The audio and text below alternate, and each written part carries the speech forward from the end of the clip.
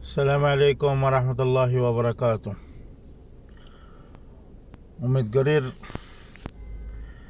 Begin बाला अल्लाह बारक صحة والعافية دك الله begin حفاظت और आमन मदरकक अल्हम्दुलिल्लाह اللهم لك الحمد ولك الشكر. কয়েকখান জিনিস আমরা যারা এমারতের মধ্যে আছে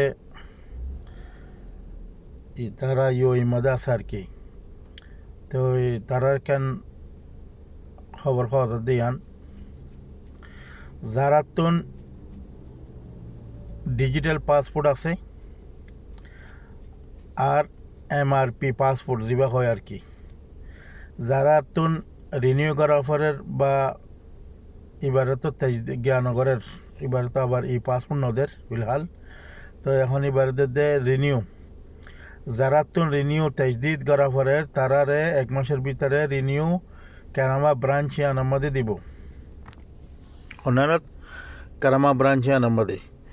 তো এই কনসাল জেনারেল ডাইরেক্ট ডাকালই গেলে আল্লাহুম্মা সাল্লি আলা মুহাম্মদ সাল্লাল্লাহু আলাইহি ওয়াসাল্লাম মিনিস্টারলের হতা হই যে তোমারা রেড়ে গ্যাস অ্যামনেস্টি চলের ইয়ানল্লাহ বলি তারারে পাসপোর্টকে জলদি দাও।